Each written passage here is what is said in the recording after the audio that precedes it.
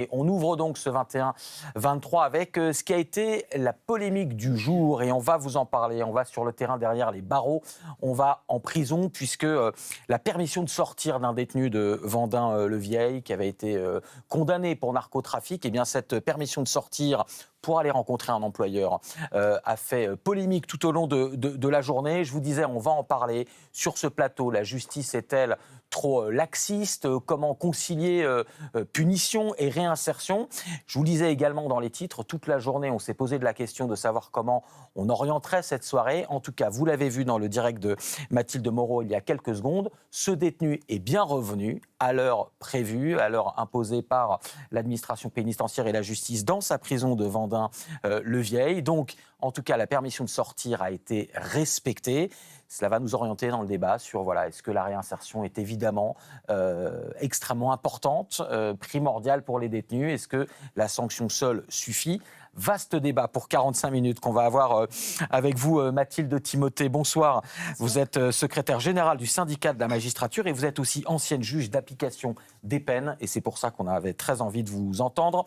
À vos côtés, Christophe Miette, secrétaire national du syndicat des cadres de la sécurité intérieure. Vous êtes commandant de police. Bonsoir.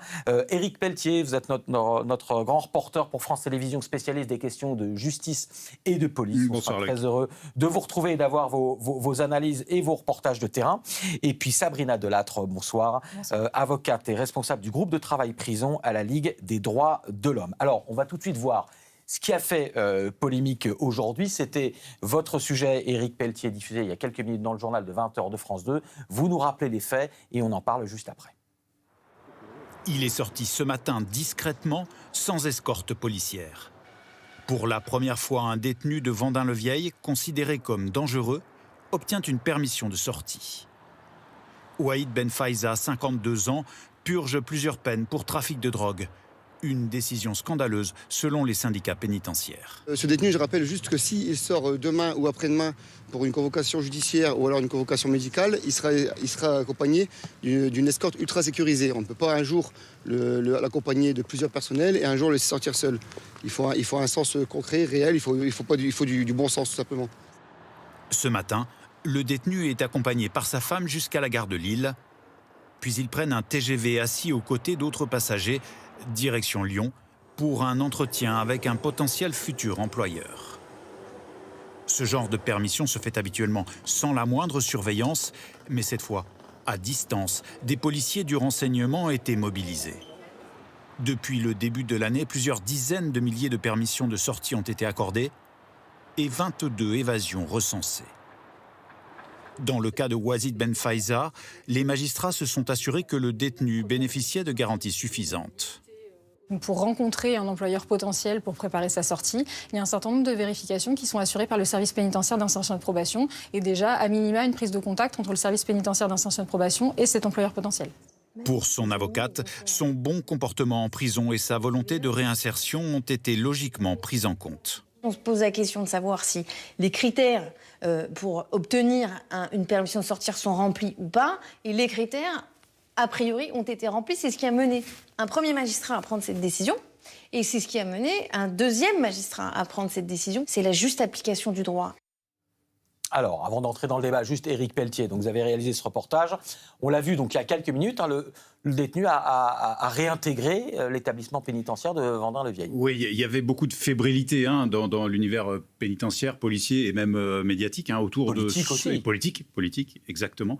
Autour de cette question, va-t-il réintégrer sa cellule au terme de ces quelques heures légalement passées à l'extérieur? Et finalement, c'était un des éléments d'analyse sur la réussite ou l'échec d'un dispositif qui est un premier dispositif de réinsertion et qui vise en fait à lui permettre de rencontrer son employeur. On lui fait confiance, on lui dit vous devez rentrer ce soir à telle heure, le fait est qu'il est rentré. Alors, justement, on va en parler. Juste, Christophe Miette, vous allez nous donner votre première opinion là-dessus, mais après, on va développer. Est-ce que la sortie était évidemment pleinement autorisée par la justice et l'administration pénitentiaire, mais je sais que pour certains de vos collègues, c'est pas forcément bien passé. Quand je dis collègues, ça peut être des collègues policiers. Je ne veux pas vous faire le porte-parole de l'administration pénitentiaire, mais il y a eu aussi des regrets, des remarques. Est-ce que vous comprenez ces remarques? Est-ce que là, vous vous dites, bon, en tout cas, là, le deal a été respecté. Non, là, tout est rentré dans l'ordre, nous allons dire. C'est vrai que ce qui pose problème, c'est que vous avez un quartier ou une prison haute sécurité. Et à côté, vous avez une personne qui a un droit classique qui s'applique avec des droits pour pouvoir rencontrer un employeur dans le cadre d'une future sortie de prison. C'est tout ça qui pose problème. Oui, parce que je précise pour nos téléspectateurs, Vendin-le-Vieil s'est présenté comme une prison de très haute sécurité. Voilà. On met les détenus les plus dangereux. C'est là où ça peut faire effectivement une petite dissonance. Nous, ce qui est dit, si vous avez des prisons haute sécurité ou des quartiers ultra sécurisés, il faut des règles adaptées. Donc cet individu, visiblement, n'avait peut-être pas sa place dans cette aile-là de cette prison. Puisque ça a fait soulever bon nombre de monde, surveillance derrière par mes collègues policiers et tout un dispositif derrière qui s'est un petit peu vu. On va après aller plus dans le débat plus général sur la prison, les applications des peines. Et puis dans quelques minutes, on va aussi aller voir comment ça se passe. Mais je voulais juste vous entendre, Mathilde Timothée. Vous êtes ancienne juge d'application des peines. Dans un cadre comme celui-là, c'est pas les surveillants pénitentiaires qui disent « Oh, il a eu un bon comportement, on a une lettre d'un employeur qui veut le rencontrer, il va aller, on peut laisser sortir ». Non, c'est toujours la justice. J'allais dire vous, les magistrats, qui étudiez cela très en amont et qui donnaient ou pas l'autorisation. Tout à fait. À titre liminaire, ce que je voudrais quand même dire, c'est que ce qui s'est passé, l'épisode d'aujourd'hui interroge. On a quand même un garde des Sceaux qui a pris le soin, à nouveau, de critiquer une décision judiciaire avant la moindre difficulté. Aujourd'hui, comme vous le dites, on a une juge d'application des peines, confirmée par une cour d'appel, qui a pris une décision en droit, après avoir mener des enquêtes, poser des questions, recueillir l'ensemble des avis nécessaires. Et au vu de ces éléments-là, avec sérieux et avec rigueur, on a une magistrate qui a rendu sa décision et qui a octroyé une permission de sortir. Avant même la moindre difficulté, on a critiqué cette décision de justice en disant que le régime n'était pas le bon, qu'il y avait des risques inconsidérés, etc. Alors qu'à nouveau, la justice, en toute indépendance, a fait son travail. Sabrina Delatte, puis après je vais aller voir Bastien Valleron justement pour qu'il nous explique que dit la loi sur ces permissions de sortir. Mais juste avant qu'on aille plus loin dans le débat, j'avais juste envie de vous demander, est-ce que vous, durant cette journée, parce que vous l'avez dit tous les quatre, il y a eu beaucoup de polémiques, beaucoup de fébrilité, disait Éric, est-ce que vous vous êtes dit dans votre fort intérieur, pour vous, que ce détenu rentre bien à la prison ce soir pour qu'on montre que ça peut marcher parfois et qu'on va peut-être pouvoir parler sanctions, mais aussi réinsertion. Est-ce que vous vous êtes dit ça ? Alors, ce que je sais, en tous les cas, c'est que les permissions de sortie, elles sont, la plupart du temps, elles se terminent par la réintégration du permissionnaire. C'est-à-dire qu'aujourd'hui, on a des statistiques qui montrent qu'il y a moins 0,5% des permissions de sortie qui se soldent par une non-réintégration. Oui, au total, on a vu, il y a 84 000 détenus en France, il y a 70 évasions à peu près annuelles, et 22 qui se font lors des permissions de sortir. Enfin, ça reste... Sachant qu'il y a quelques dizaines de milliers de permissions de sortir. Ça reste 70 000. Sortir, c'est un terme juridique. Effectivement. Et voilà, et donc vous êtes... vous dites oui, ça. Donc c'est l'idée, c'est que les faits et la réalité, elles disent tout autre chose que la polémique d'aujourd'hui. Alors justement, pour avancer dans le débat, je vais aller retrouver Bastien Valleron, justement, pour qu'il nous donne l'état de la loi, justement. Bastien, vous allez nous l'expliquer, que dit la loi, et puis surtout, j'imagine qu'il y a des limites. Évidemment, tout le monde ne peut pas demander une permission de sortir comme ça et que ce soit accordé automatiquement. Eh bien, Loïc, la première limite, c'est le territoire national. Autre limite pour une permission de sortir, eh bien, c'est le temps. Cette permission de sortir, elle est limitée à 1 à 10 jours en fonction de certaines conditions. Alors, quels sont les motifs pour demander une permission ? Eh bien, cette permission, elle peut être motivée par une visite familiale ou encore par des circonstances importantes comme une naissance, un décès, ou bien pour des rendez-vous de préparation à la réinsertion sociale et professionnelle, c'est l'exemple de Vendin-le-Vieil, l'exemple d'aujourd'hui, ou encore pour des raisons médicales.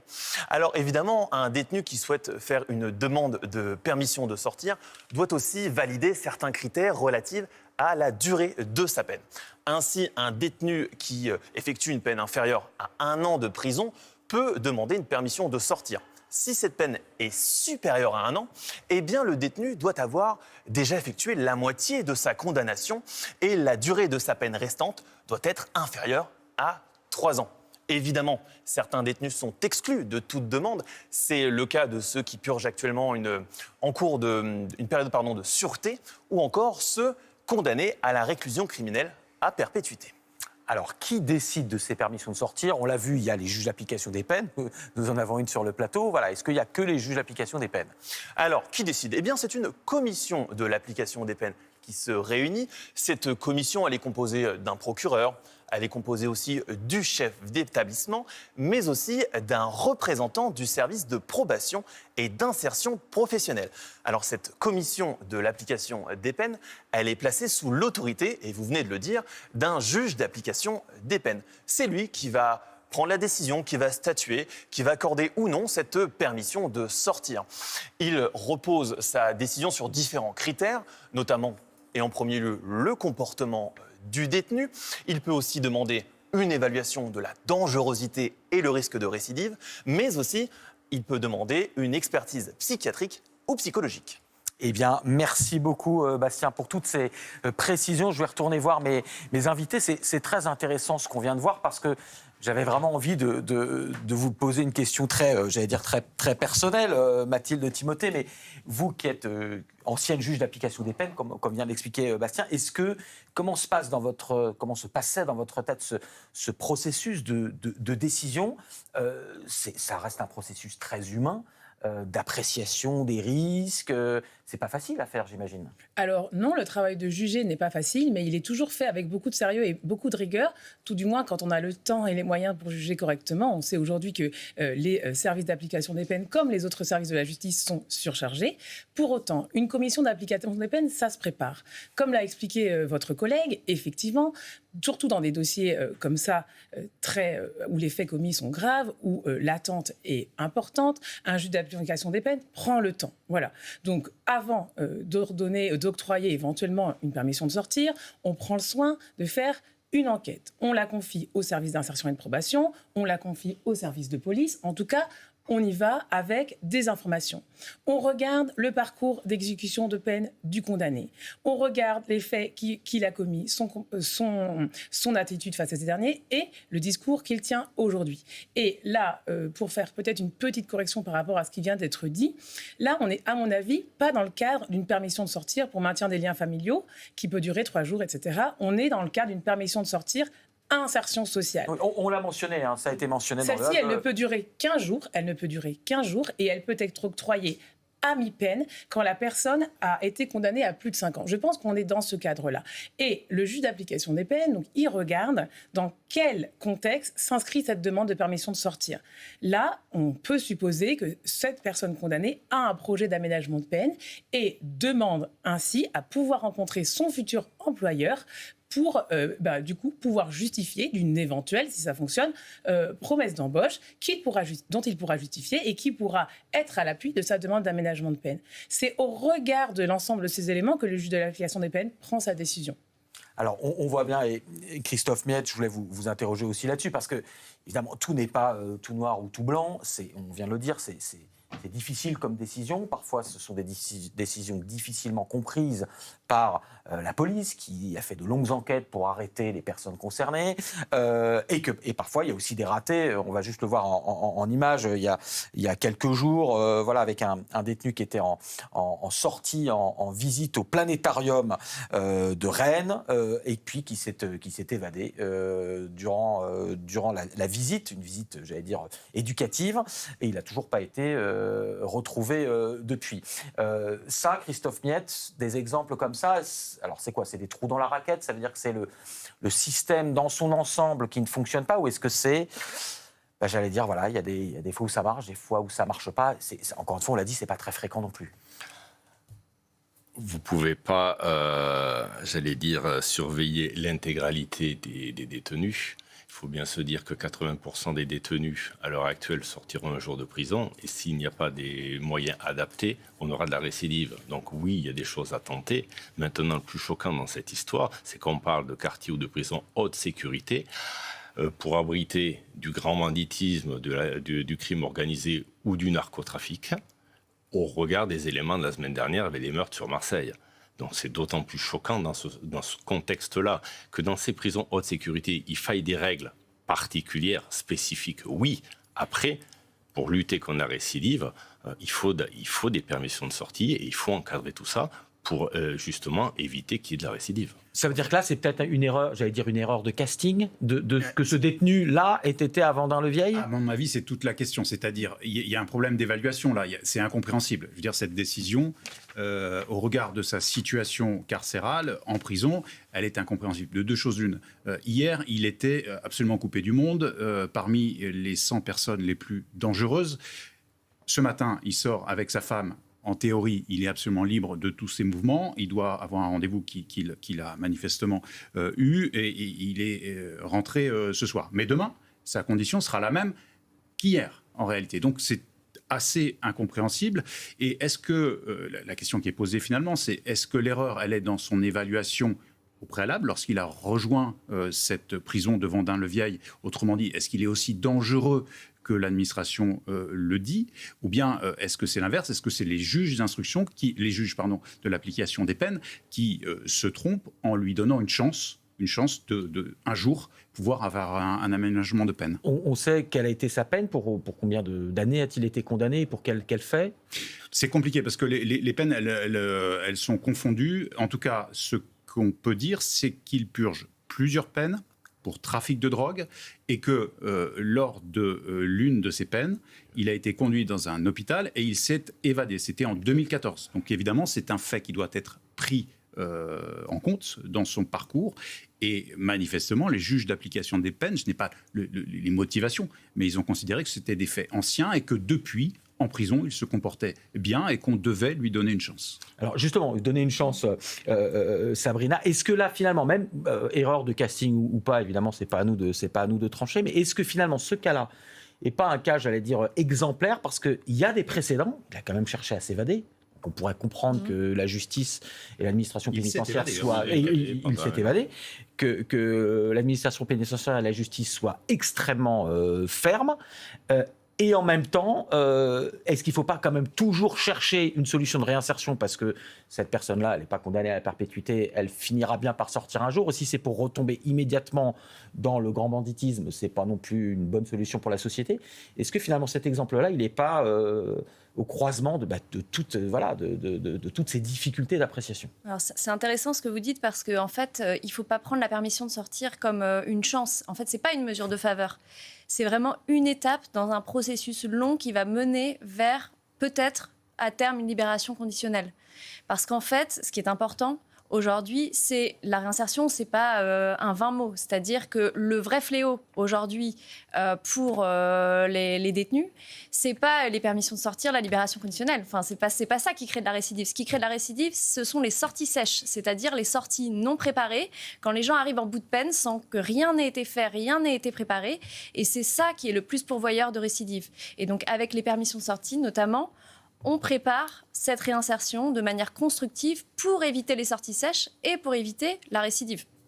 On dit toujours, là je pose la question à vous quatre, on dit toujours que la prison est une deuxième école, ou enfin une école de la délinquance ou de la grande criminalité, parce que les détenus se retrouvent entre eux, qu'on sait très bien qu'il y a des trafics en prison, des téléphones qui rentrent, certains chefs de réseau qui continuent à piloter leurs opérations depuis leurs cellules, et que effectivement la prison génère à nouveau des gens qui vont sortir et qui vont immanquablement retomber dedans. Je crois que le taux de récidive, j'ai regardé les statistiques du ministère de la Justice, alors sont sur l'année 2020, ça met quelques années avant d'être calculé, c'est 34% pour l'ensemble des sortants de prison. Donc il y a un gros tiers qui récidive.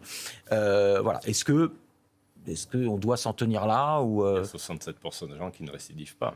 On peut tourner le problème en sens inverse. Maintenant, c'est vrai que certaines prisons sont de véritables passoires, des écoles du crime, il faut employer les mots aussi, où la drogue, l'argent, les ordinateurs, Internet circulent, on l'a vu dernièrement, on le voit assez régulièrement, mes collègues en sont saisis. Il faut mettre plus de moyens aussi dans ces prisons, puisqu'il y a aussi de la corruption, mais mes collègues de la pénitentiaire sont mis en danger aussi. Et donc mieux protéger, mieux réinsérer également, mais ça va de pair. Ce qui peut peut-être être dit, c'est que travailler en détention aujourd'hui pour œuvrer vers la réinsertion, c'est compliqué quand on connaît l'état de nos prisons. La surpopulation carcérale, c'est une problématique. On a quand même aujourd'hui un rapport qui a parlé d'état d'urgence sanitaire.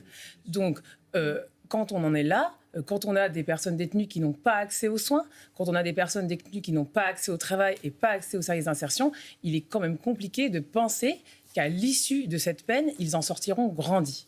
Mais ce n'est pas tout à fait la problématique qu'on connaît à Vendin-le-Vieil, où pour le coup, la surpopulation carcérale n'existe pas. Et la problématique, elle n'est pas celle-là. Pour revenir un petit peu sur ce que vous disiez peut-être, c'est qu'aujourd'hui, en fait, le personnage du narcotrafiquant, il existe dans le discours du garde des Sceaux, mais il n'existe pas dans le code de procédure pénale. Et c'est pour ça que vous êtes amené à parler d'erreur de casting ou quoi aux caisses. En fait, on ne sait pas aujourd'hui comment l'administration pénitentiaire a fait sa sélection parmi les 93 personnes qui sont actuellement incarcérées à Vendin-le-Vieil. Aujourd'hui, ça n'existe pas, le narcotrafiquant, dans le code de procédure pénale. Ce qui existe, c'est effectivement des infractions à la législation sur les stupéfiants et des infractions qui sont liées à la criminalité organisée. Ça, bien sûr, ça existe. Mais ces infractions-là, elles sont, ce qui s'applique, c'est le droit commun. Donc, elles sont punies et ensuite, au niveau de l'exécution des peines, on applique le même droit que pour les autres détenus du droit commun. Alors justement, c'est ce sur quoi veut revenir Gérald Darmanin, parce que ce qui n'est pas contestable, c'est que peut-être la définition juridique d'un narcotrafiquant, elle se discute. En revanche, le fait que le narcotrafic tue, assassine et génère de l'ultra-violence dans notre société, ça c'est une réalité. Donc il faut bien tenter de le juguler. La question c'est comment.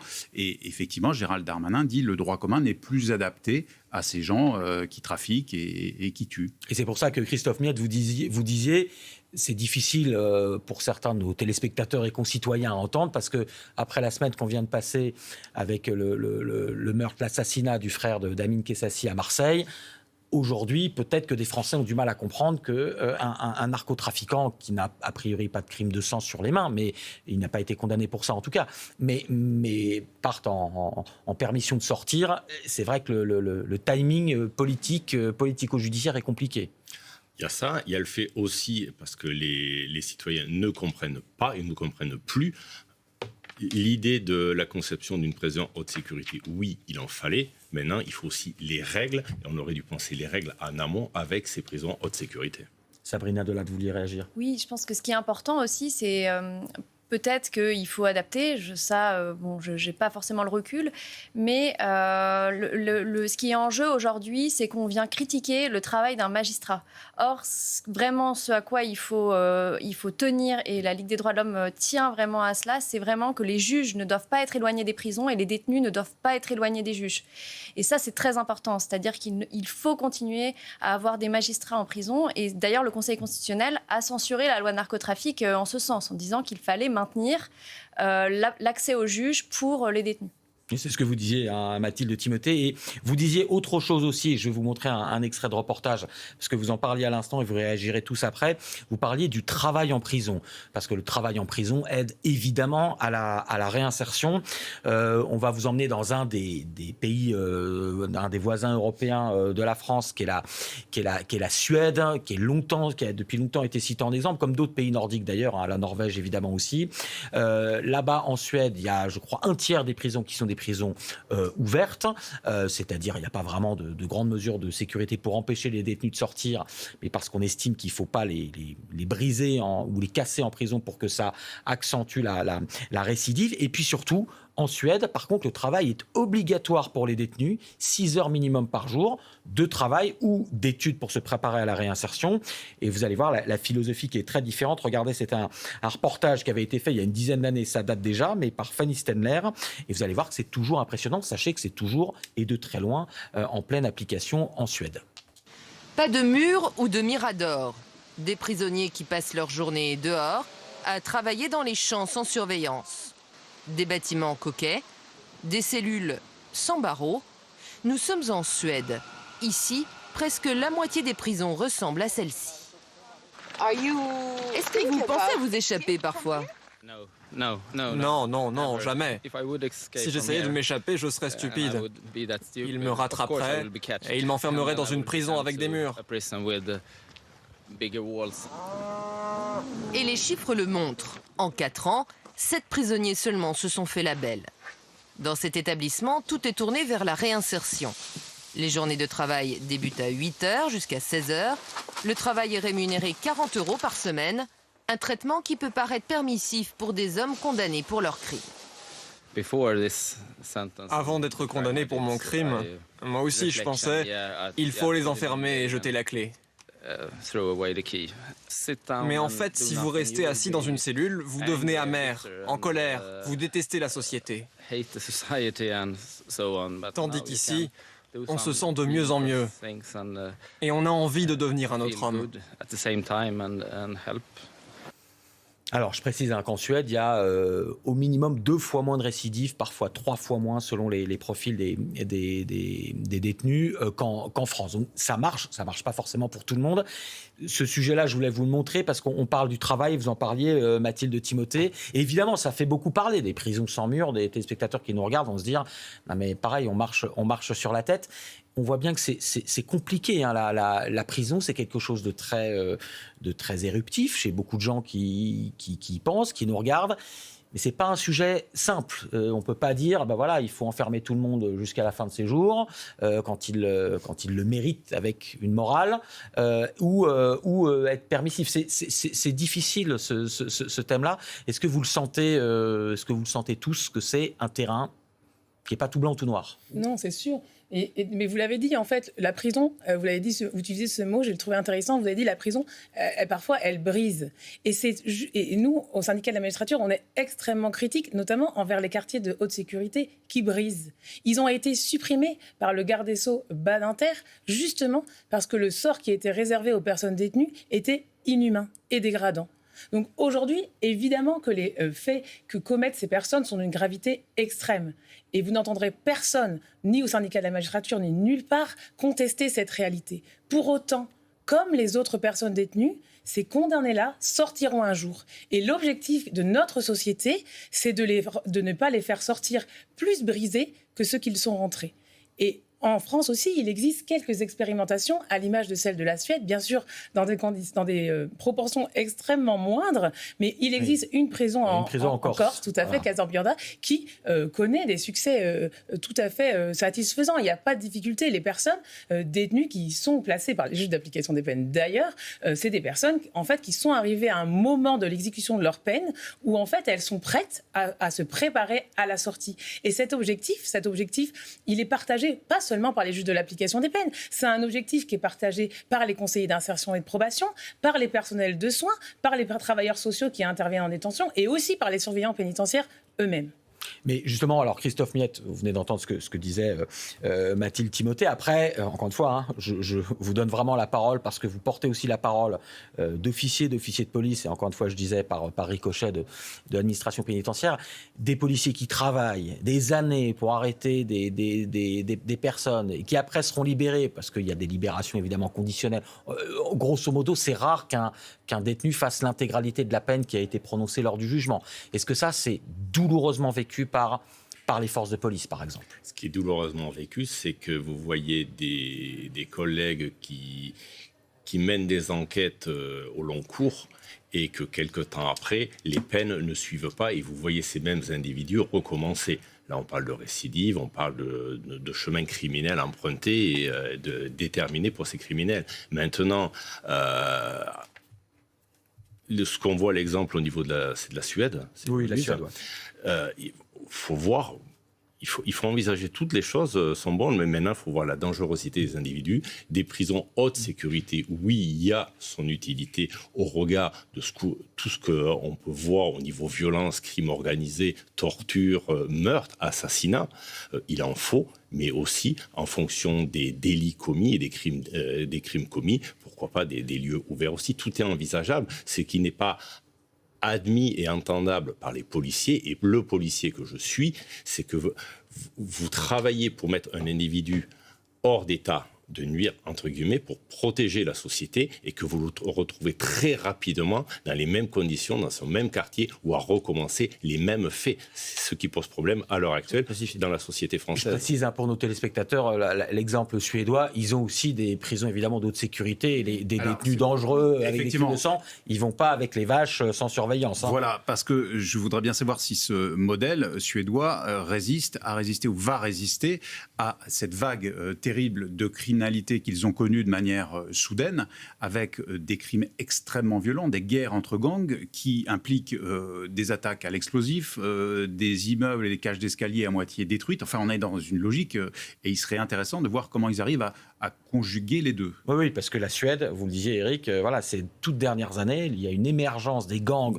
du narcotrafic qui est en train de métamorphoser tout cela. Sur ce qu'on disait, Eric et Sabrina, là, on parle beaucoup notamment des libérations conditionnelles, des remises de peine. Beaucoup de citoyens, des lecteurs, de téléspectateurs qui nous regardent se disent « mais ce système, c'est quoi ? On condamne quelqu'un à, mettons, 10 ans de prison ». On sait qu'il en sortira au bout de quoi ? De 6 ou 7. On a l'impression qu'il y a des remises de peine quasi automatiques. Alors, je précise pareil, en Suède, c'est automatique. Les remises de peine sont automatiques aux 2/3 de la peine. Ce qui paraît aussi un petit peu étrange. C'est-à-dire quoi ? La justice, encore une fois, dit on vous condamne à 10 ans, mais vous sortirez au bout de 6 ou 7.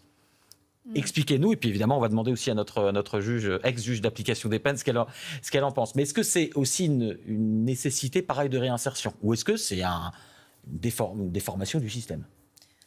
Ce qui est vrai, c'est qu'un des principes de la peine dans une société démocratique, c'est sa certitude. C'est-à-dire que c'est important qu'il y ait une forme de certitude de la peine. Mais il faut aussi comprendre que les personnes, une fois qu'elles sont en détention, il faut préparer la réinsertion.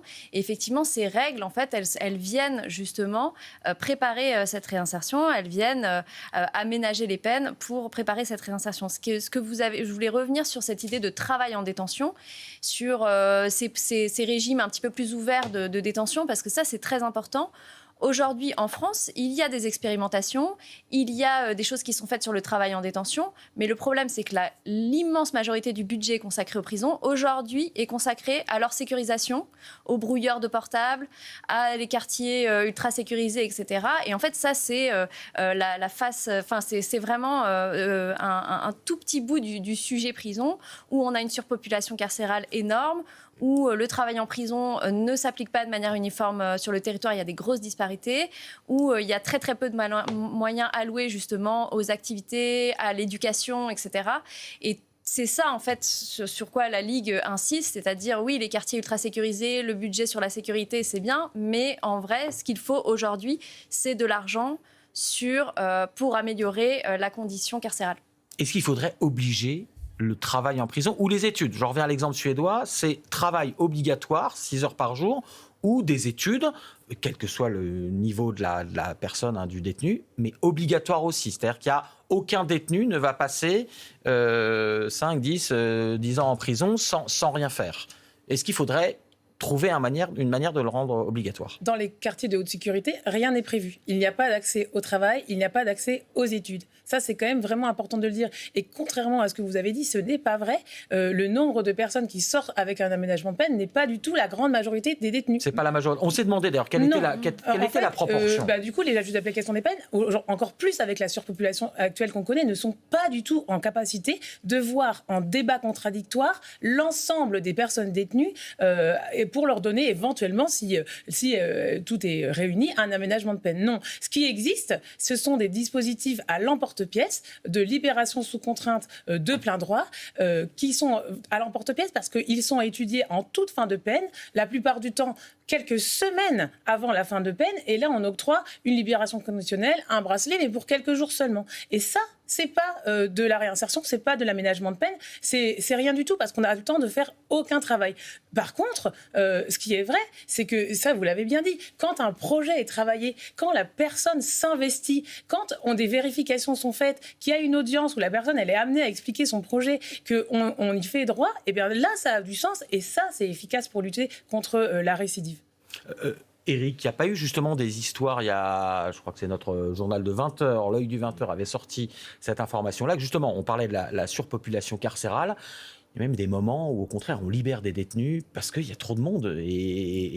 Bah oui, on l'a Gérald vu. Darmanin a été, en tout cas, il y a eu un reportage là-dessus où il a autorisé, je crois, 700 libérations. Oui, et puis il y a eu des phases, souvenez-vous du Covid, où il a fallu en urgence vider des prisons pour des raisons sanitaires. Mais je crois qu'il y a un truc très très intéressant, c'est que, par exemple, je suis incapable de répondre à la question à combien d'années a-t-il été condamné, ce détenu de Vendin, combien va-t-il purger, ses peines ont-elles été confondues, etc. Je veux dire par là que c'est très compliqué. Et qu'il faut une vraie connaissance fine et quasi intime de la justice pour comprendre ce qui se passe. Et la grande majorité des Français, peut-être des gens qui nous regardent, n'ont pas ces connaissances-là. On se projette sur la prison avec un prisme idéologique, politique. Ah bah c'est laxiste ou pas. Mais ce qui est très intéressant quand vous êtes juré, par exemple, en cour d'assises, ben, on vous fait toucher du doigt, on vous fait percevoir ce qu'est la réalité d'une prison.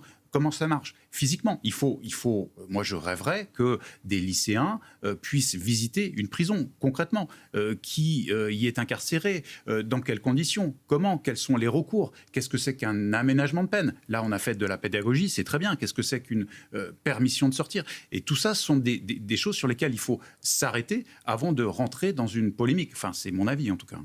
Est-ce que, pour revenir à ce qu'on disait, par exemple, sur des libérations conditionnelles, est-ce que, parce que c'est une question que se posent beaucoup de nos téléspectateurs, j'en reviens à mon exemple. Vous êtes condamné à 10 ans et vous sortez au bout de 7. Ça arrive, en tout cas, très régulièrement. Je ne sais pas quelle est la proportion. Je ne sais pas si vous avez des statistiques, Mathilde Timothée, mais je ne sais pas quel est le... Bon, en tout cas, ça arrive très souvent, des remises de peine. Et alors, les remises de peine, oui, c'est encore différent des aménagements de peine. En fait, oui, je parle d'une remise de peine. Ah bah ça, pour le coup, alors jusqu'à la loi 2021 de M. Dupond-Moretti, il y avait une partie qui était automatique, ça s'appelait les crédits de réduction de peine, et l'autre partie, les réductions de peine supplémentaires, elles étaient octroyées par le juge de l'application des peines en fonction des efforts d'insertion faits par le condamné. Ça, c'était le régime avant 2021. Et le régime depuis 2021, c'est qu'il n'y a plus de crédits de réduction de peine automatique, ça n'existe plus. Tout est octroyé par le juge de l'application des peines, ça s'appelle des réductions de peine en fonction des efforts d'insertion fournis par le condamné. Donc ça veut dire, ça a des vertus. Est-ce que ça a des vertus parce que, encore une fois, beaucoup de Français se disent, je ne comprends pas, il a été condamné à 10 ans, il sort au bout de 7. Et pourquoi on ne se dirait pas, dans ce cas-là, changer le code pénal, pour tel délit fait ou tel crime fait 7 ans de prison, et il faut que la peine prononcée soit appliquée intégralement. Sauf que, est-ce que ce serait tenable pour les prisons, pour la volonté de réinsertion, de s'amender des détenus concernés? Ce qui est très important, c'est de noter à quel point il y a des contradictions aujourd'hui de nos hommes politiques. Aujourd'hui, on a un garde des Sceaux qui ne veut plus d'aménagement de peine. C'est le projet de loi sûr qu'il entend déposer au Parlement le plus tôt possible, selon ses dires. Aujourd'hui, il faudrait qu'il y ait soit l'approbation, soit les jours amendes, soit la prison. Plus d'aménagement de peine. Et pour autant, en catimini, comme ça, cet été, on demande au juge de l'application des peines de prendre la responsabilité tout seul de faire sortir 700 détenus parce qu'il faudrait qu'il n'y ait plus de matelas au sol. Il faut un peu de cohérence. Aujourd'hui, on a des prisons qui sont complètement surpeuplées. Aujourd'hui, contrairement à ce qu'on dit, les peines prononcées par les juges sont de plus en plus longues. Le laxisme judiciaire, il n'est pas avéré. Et le principe des réductions de peine, il est un moyen aussi de permettre l'investissement des condamnés en détention.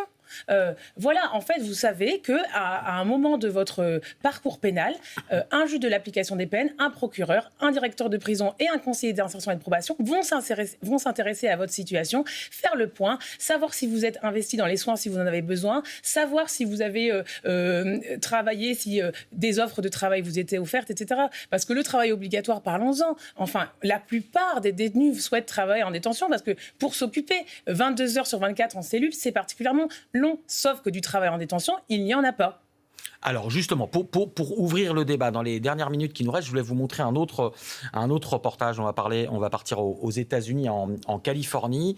C'est un reportage que j'avais moi-même réalisé il y a quelques années, qui m'avait beaucoup marqué, parce que vous allez voir, on est à Chino, une prison en Californie, et là, on est avec des longues peines. Les gens que vous allez voir, ce sont vraiment, souvent, vraiment des meurtriers, ils ont du sang sur les mains. Et pourtant, la prison, pour préparer la réinsertion, a organisé avec l'armée américaine, la Marine, la Navy, une école pour devenir scaphandrier, plongeur de grande profondeur. C'est un métier très dangereux.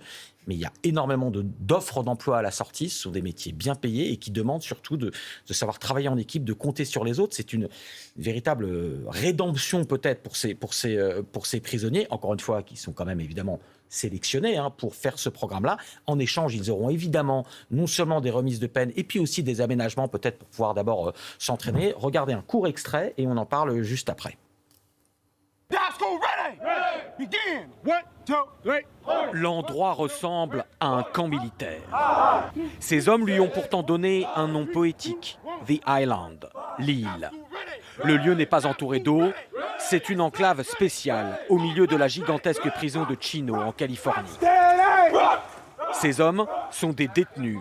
Et s'ils ont bien des piscines à leur disposition, ce n'est pas pour le plaisir, mais pour leur apprendre un métier. Sous l'eau, Victor termine une plongée d'entraînement. Lui et ses collègues qui l'assistent sont tous des prisonniers en formation. J'ai été incarcéré à plusieurs reprises et je n'ai jamais eu une opportunité pareille auparavant. Quand j'ai découvert ce programme, c'était pour moi l'occasion de changer de vie. J'ai sauté sur l'opportunité. L'école de plongée de la prison de Chino existe depuis les années 1970 et elle est unique au monde. Objectif, former des prisonniers au métier de plongeur grande profondeur dont l'industrie pétrolière notamment a besoin. Une profession dangereuse et technique, mais très recherchée et bien payée. Chaque prisonnier en fin de peine et qui s'est bien comporté peut candidater, mais l'entraînement est très dur. Voilà, alors juste un extrait, je précise évidemment que le but c'est qu'il y a quasiment, il n'y a pas de récidive parmi ces prisonniers-là. Est-ce que, là, j'avais envie de faire quelque chose d'un petit peu plus, j'allais dire presque plus philosophique. Est-ce que, et je vous le disais, on voit d'autres images du reportage là, ces hommes que vous voyez, ils ont du sang sur les mains. Est-ce que quand on a du sang sur les mains, on mérite quand même la rédemption et de réintégrer la société ? C'est dans un état de droit, oui. On doit donner une chance aux gens, même après de nombreuses années de détention, si ces personnes, là elles ont été sélectionnées, ont montré des capacités et des possibilités de réinsertion. Éric, c'est le grand débat. Vous avez tourné en prison plein de fois. Oui, c'est le grand débat. Alors ça, c'est à l'américaine. Il y a ce côté un peu rédemption. Je ne suis pas sûr que ça marche de la même manière en France. Mais votre question, elle est évidemment vertigineuse. À mon sens, il faut y associer les victimes. C'est-à-dire que je vois mal comment on peut tenir en dehors de ça les gens qui ont été victimes de ces personnes-là. Il y a des dispositifs en France qui sont assez novateurs, notamment la justice restaurative, c'est-à-dire permettre aux délinquants, aux criminels de prendre conscience de ce qu'ils ont fait. Alors pas forcément en rencontrant leurs victimes, mais des gens qui ont été victimes des mêmes faits. Je trouve ça plutôt intéressant. Et pour résumer les choses, je pense que ce qui est important, intéressant, c'est ce côté... Allez, c'est du jargon, mais l'individualisation de la peine. C'est-à-dire, on va s'attacher à chacun. Un prisonnier n'est pas un prisonnier A, n'est pas un prisonnier B. Ce ne sont pas des lettres, ce ne sont pas des numéros. Ce sont des gens qui ont des parcours de vie et qui peut-être auront un autre parcours de vie plus tard et que pour les faire sortir de la prison et plus tard de la délinquance, il faut leur offrir un espoir. Christophe Miette, pareil, ça vous êtes au confluent de toutes ces questions-là qui, encore une fois, ne sont pas toutes blanches ou toutes noires. Vous nous disiez plus de moyens, tout le monde est d'accord, il faut plus de moyens pour la police, pour l'administration pénitentiaire, mais est-ce qu'il faut aussi que la France évolue ? Parce qu'on voit que j'ai parfois l'impression que c'est un petit peu les mêmes débats qu'on avait sur le narcotrafic, on les avait avec Éric la semaine dernière. On a toujours plus de moyens, toujours plus de répression, mais... la France va toujours plus dans le mur. Est-ce que sur la pénitentiaire, c'est la même chose ? Est-ce qu'à un moment, il faudra changer d'approche ? Pas nécessairement pour tout le monde. Est-ce qu'il faut changer le logiciel pénitentiaire ? Très certainement, il faut le revoir, il faut l'adapter, il faut le moderniser. Quand on dit qu'il faut plus de moyens, vous parliez de la police, la justice, c'est exactement la même chose. Le budget de la justice comparé à nos voisins européens est ridicule. Il faut de l'argent pour la justice, il faut de l'argent pour les établissements pénitentiaires, et j'irai même plus loin, il faut plus de places de prison, il faut construire les prisons qui ont été promises aussi, puisque ça passe aussi par là, la réinsertion passe aussi quelque part par des prisons sûres aussi pour les prisonniers, que ça ne soit pas l'école du crime. Et c'est qu'en passant par là qu'on arrivera à faire de la bonne réinsertion et que le taux de récidive chutera. Mathilde, Timothée, le mot de la fin. Moi, je ne suis pas d'accord avec le fait qu'il faille construire plus de prisons. À chaque fois, on en crée. Si on en construit plus, il y aura peut-être des aménagements pour qu'ils travaillent, par exemple. En tout cas, si on en construit plus, il y aura plus de personnes en détention. Ça, c'est mathématique. Mais par contre, nous, ce qu'on porte au syndicat de la magistrature, c'est ce qu'il faut aussi, c'est plus d'investissement dans les autres politiques publiques. En fait, il n'y a pas que la justice. Ce qu'il faut faire, c'est travailler en amont. C'est-à-dire mettre de l'argent dans les politiques publiques d'éducation, mettre de l'argent dans les politiques publiques de santé et mettre de l'argent dans les politiques publiques de travail. Parce qu'on ne peut pas demander à la justice de réparer toute seule les personnes qui ont été toutes cassées par notre société. Quand on sait que le taux d'analphabétisation des personnes qui rentrent en détention est très élevé, quand on sait que près de 8 personnes sur 10 en détention ont des troubles psychiques ou psychiatriques, eh bien, il faut se dire que la justice ne peut pas tout et que c'est d'abord en amont qu'il faut aller. Eh bien, merci pour ce mot de la fin. Merci à tous les 4 pour ce débat, évidemment, sans réponse définitive à la fin. Vous l'avez compris, la prison, sujet polémique, mais extrêmement compliqué. On en reparlera. Merci à tous les 4. 21